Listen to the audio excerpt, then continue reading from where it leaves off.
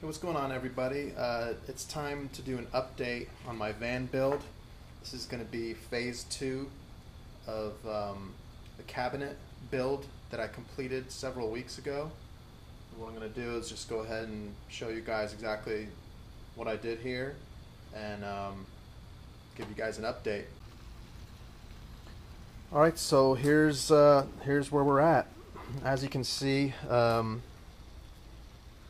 I added this cabinet right here towards the center of the van.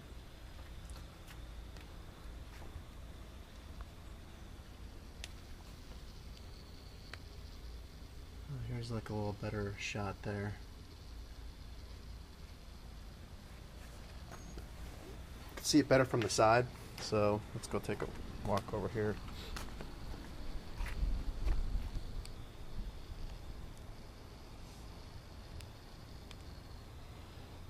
So this is it.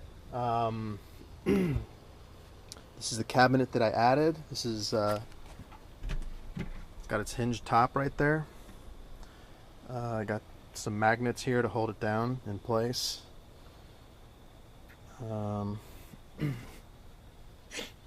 This is just a first aid kit in here. The cabinet, this is actually bolted straight down into the van, into the existing threads. There's 3 bolts here, so this thing isn't really going to go anywhere. There's plenty of space inside here. I actually fit my full face motorcycle helmet, 2 bicycle helmets, and I still had extra room in here for stuff, whatever I wanted. There's a little trap door right here on the side, just in case you need to get to it from the side. And I suppose like the main feature of this cabinet is this locking plate right here, basically. So what this does is it does exactly that. Opens up and locks. These are called folding shelf brackets. These guys are expensive. They're like, I want to say like 25 or 30 bucks a piece, but they have a working load rating of, I believe, I want to say 500 pounds. This is 29.5 inches long, and it's about 16.5 inches wide. And I made these about, I believe, 13 inches in height total, to match the phase 1 cabinet that I built here with the water tank.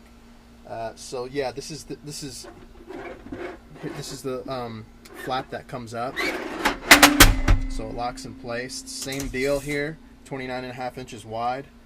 But what that ends up doing is, when I have the full setup opened up into the bed position, we're looking at almost 71 inches total, which is just under 6 feet long. And to close this, you got these 2 little levers. You squeeze them, lift them up, that's it. And with it fully down, I got all this extra space here. I got like about 14.5 inches of width here, and I got this full length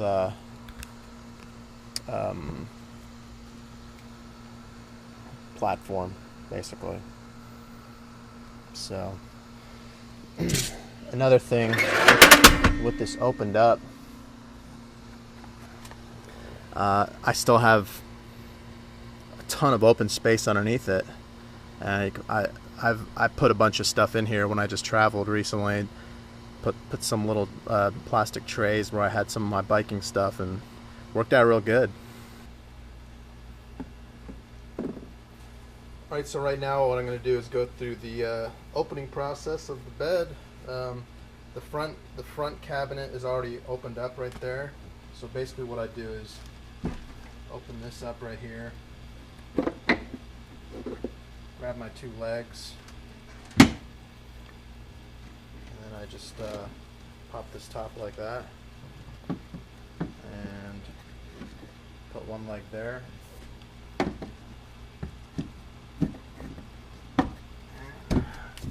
Other leg pops right in like that, and that's a done deal. So this is the full bed opened up. Let me try to adjust this camera here. Yeah, like I said, it's about just under 6 feet long and about 29.5 inches wide. When I have to close this thing up, I just, you know, close it. Fold it back, got the legs right here. And what I did was I also installed these magnets here. I put a little magnet here so when this closes it actually latches down. Here, right there. Stick these legs in here.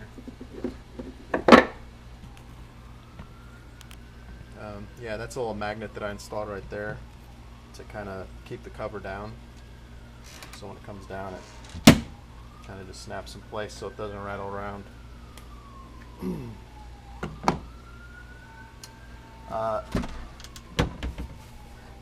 Another thing that I did since the last video was I got this water tank strapped down real good so it's not going to go anywhere while I'm driving. So I use these really heavy duty basically these little eye rings, and I put 2 of them up here, 2 down there. I put these straps across the top of the tank to hold it down, so this thing isn't going anywhere at all.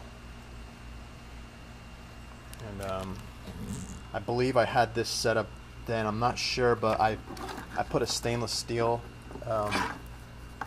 hose right here on the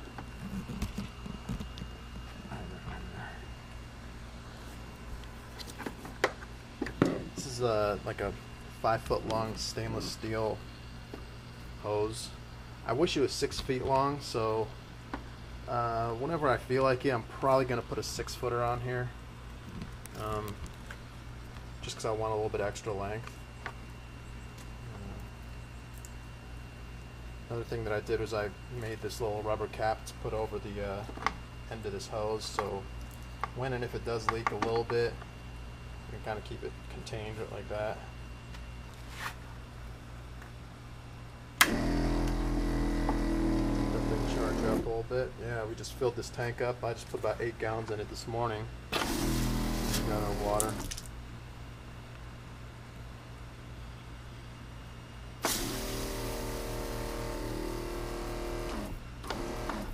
Yep. I gave myself the second option here to be able to power this water pump with my anti-gravity battery.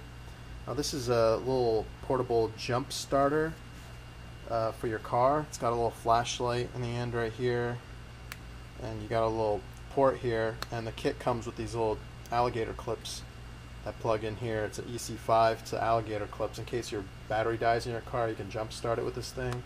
But it also has a USB output, a 12-volt output, a 19-volt output for your laptop, and it charges via 12-volt in.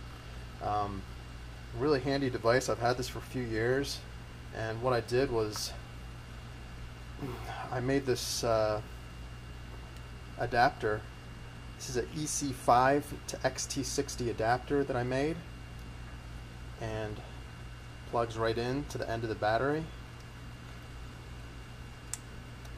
like that. And I can actually power this pump with this battery. So I could pull my LiPo out completely if that's dead or whatever. I can plug this in.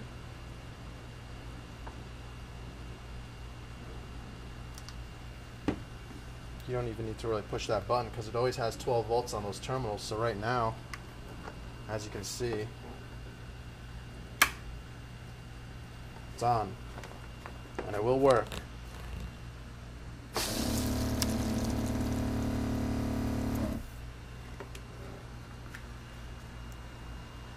So I'm powering it with my little adapter, my anti-gravity battery, and we got a nice steady stream of water.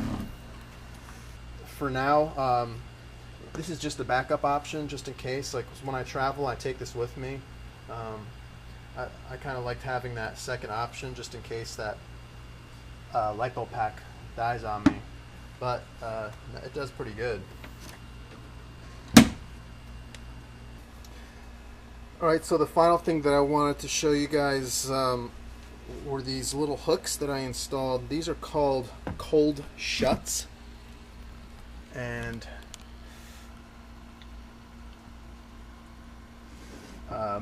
what I did was I installed these right here where they previously there was a seat belt on the rear, and also here towards the mid cab here.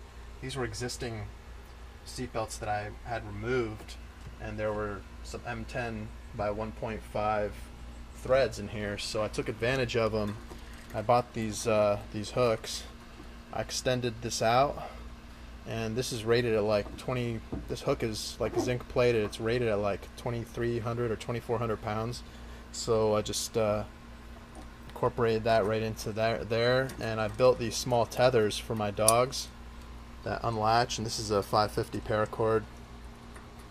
So I leave these here in the van, so when the dogs when I want to take them somewhere real quick, I put their harness on, they jump into the van, I can latch them on with this little hook right here, kind of keep them in one spot in the van.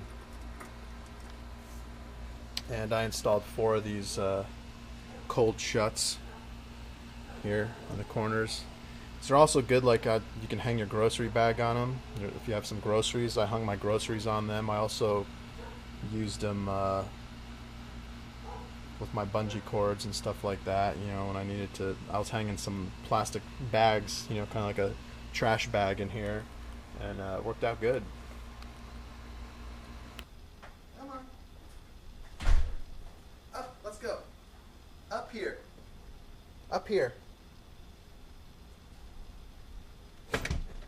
There he goes. Beagle's in. Pull the latch. Now he's ready to go. Let's go, amigo.